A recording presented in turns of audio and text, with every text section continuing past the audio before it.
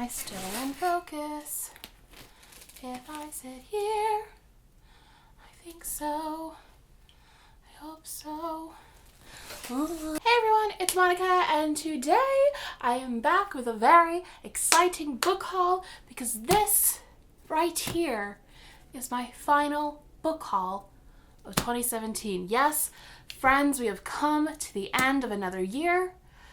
A pretty stressful, terrifying, awful, but yet personally kind of wonderful, but yet also kind of awful year. The same could honestly be said for my reading last year. But new year, new reader, and I am so excited to enter the new year with these awesome books. So I'm gonna just jump on in.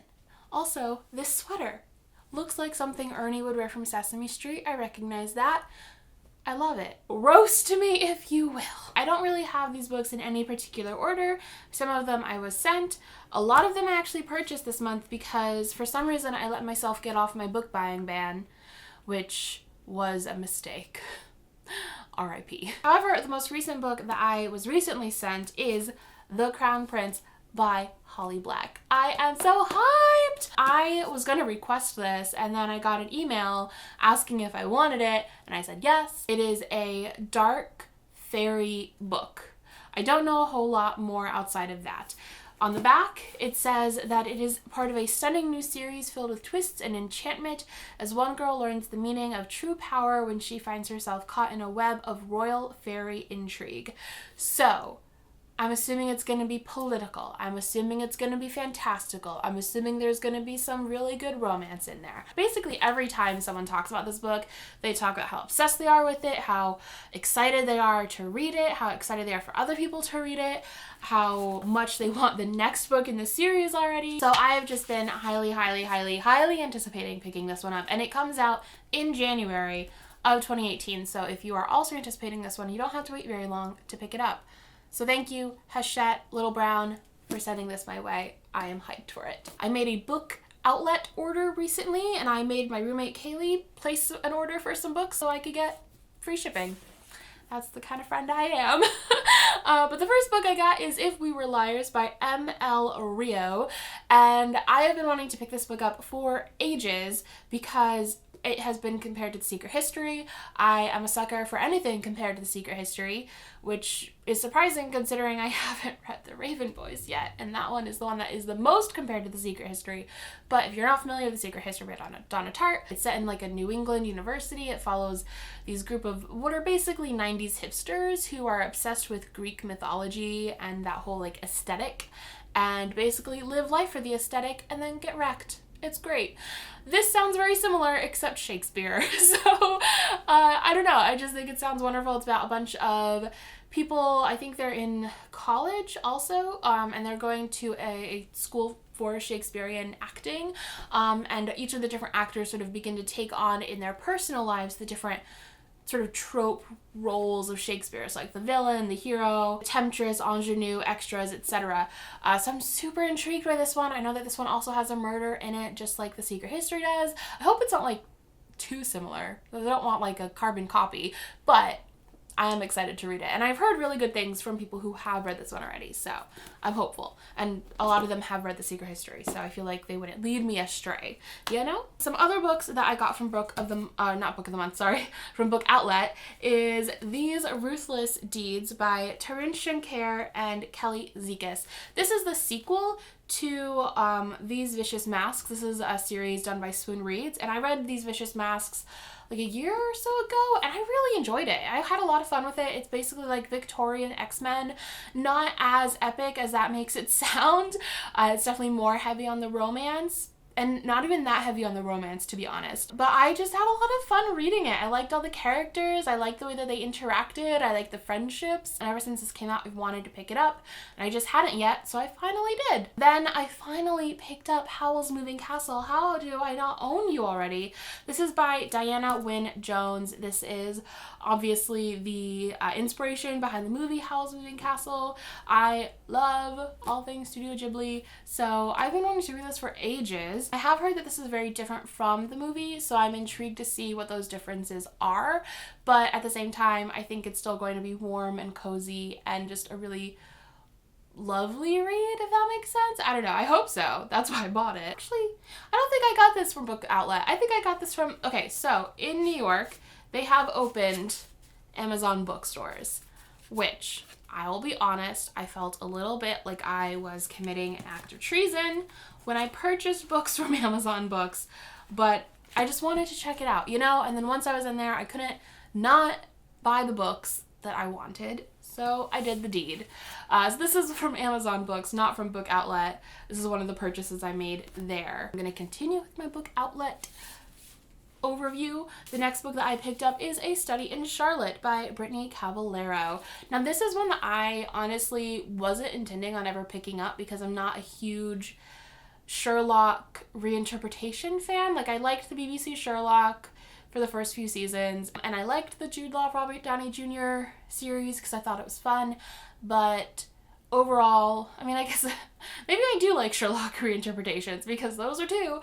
Anyways, this is like a YA version of it. Sherlock is also a girl, which I think is quite cool. I'm intrigued to see how that's done. But anyways, this just wasn't really high up on my list of books to read, and then I think it was Jane from It's Jane Lindsay.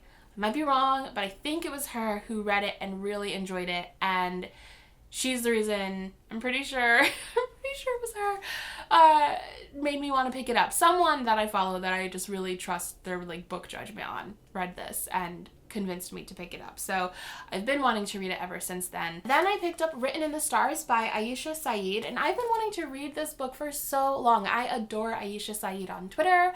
I love everything that she has to say, and I think that she is such an important voice, and this is just a book that I have been wanting to pick up and never had, so I'm really happy that I finally have. Basically, this is about a girl whose parents have decided from birth that she is going to have an arranged marriage, and when she ends up falling in love with another boy, they take her to Pakistan and they try to force her into a marriage. And so this is about her trying to escape that situation and make it back to the boy that she actually is in love with. And I, again, really adore Ayesha Saeed, so I'm super excited to finally read this one. If you've read it, let me know your thoughts because I'm excited for it. And then the last book that I got from Book Outlet is The Reader by Tracy Chee. I really don't know a whole lot, like reading the synopsis of this book, what this one is about. I know that there are pirates involved and it seems to be set in sort of a magical kind of fantasy world, but in this book the main character is on the run with her, I think it's her aunt? Yes, her aunt Nin, and her aunt ends up being kidnapped, and she discovers this object that her aunt had on her that ends up being a book. And in her world, reading is really unheard of. She's never done it before.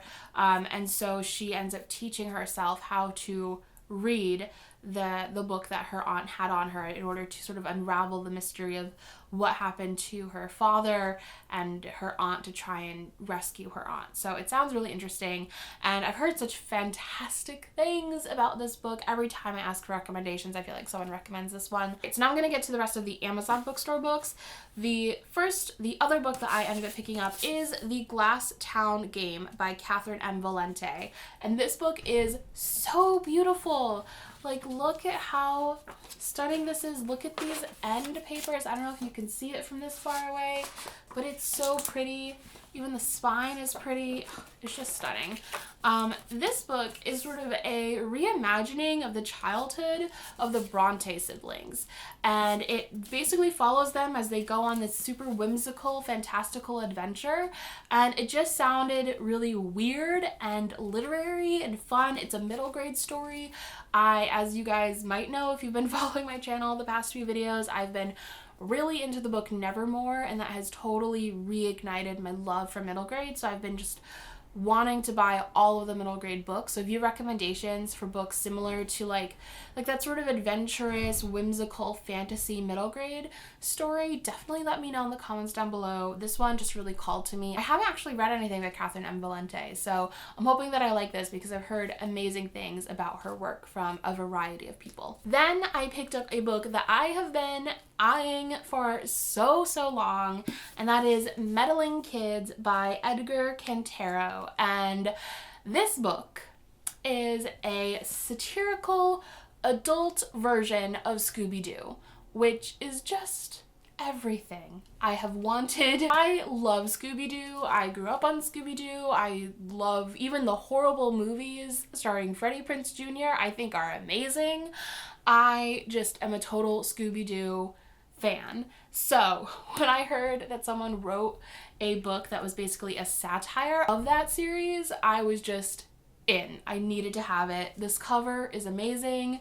I'm so hyped to pick it up and to jump into this one. It just sounds so good. So good. Then I have my Book of the Month Club books. Book of the Month Club is very kind, and they send over all the picks for their month to me, which is very generous, and I'm so excited to talk about these books. The first thing in here is The English Wife by Lauren Willig. Basically, this one seems to be is it Victorian? I'm not really sure of the time period. Like an old English mystery thriller, which sounds great. It follows this couple that seemed to have it all. They had this sort of whirlwind, amazing romance, love story when they first met, and now that they're married, things are seemingly perfect, but then one day the husband shows up dead and people don't know what happened. So I'm intrigued. Next book is the one that I am most excited about, and that is Eleanor, Oliphant is Completely Fine by Gail Honeyman. And this book has been getting so much hype recently. I feel like everybody is reading this book. Meet Eleanor Oliphant. She struggles with appropriate social skills and tends to say exactly what she's thinking. Nothing is missing in her carefully timetabled life of avoiding unnecessary human contact, where weekends are punctuated by frozen pizza, vodka, and phone chats with Mummy. But everything changes when Eleanor meets Raymond, the bumbling and deeply unhygienic IT guy from her office. When she and Raymond together save Sammy, an elderly gentleman who has fallen, the three rescue one another from the lives of isolation that they have been living. Ultimately, it is Raymond's big heart that will help Eleanor find the way to repair her own profoundly damaged one. It just sounds really quite lovely, and probably a good one for this time of year. But again, yeah, this one has been getting a lot of hype. I just feel like I've been seeing it everywhere, so I was so excited to find it in my Book of the Month Club box for the month. Then we have The City of Brass by S.A. Chakraborty. Which has a beautiful cover, by the way. This book is set in 18th century Cairo, and it follows a main character who is a con artist who pretends to be magical, to like read palms and heal and things like that, and she believes that all of it is fake. And then one day she ends up summoning this mischievous jinn warrior, and that sort of leads her on this path of adventure and intrigue, and it sounds amazing. Like, oh my goodness, yes, this sounds so like different and fun, and I'm so excited for this one. I had not heard of this until I got it in my box, and now that I have, I am so hyped for it. Then we have The Wife Between Us by Greer Hendricks and Sarah Pekkanen. This is basically a mystery thriller relationship book, but I think I'm actually going to pass this one along to a friend who I know is more interested in this genre than I am. But if you are interested in this genre, this is also included in the December picks. And then the last book that I want to talk about in this book haul, finally we have made it to the end, is Haven by Mary Lindsay. And this is a book that, again, was not on my radar. It was included in the Last Page Habit box, and I'm just super intrigued for it. It's basically a gender-swapped Beauty and the Beast retelling, and I'm here for that. So it sounds super romantic and swoony, and I'm really intrigued to see how it goes. But yeah, Beauty is the Beast, and I'm very, very fascinated by that. I've never read a gender-swapped Beauty and the Beast, I don't think, before. I'd love to hear your experience with this or any of these books, but please no spoilers. And that's it! I'm done. This is my book haul. If there are any of these books that you are particularly interested in, that you would like to hear more about, that you'd really like a review of, let me know in the comments down below. Thanks so much for watching. Bye.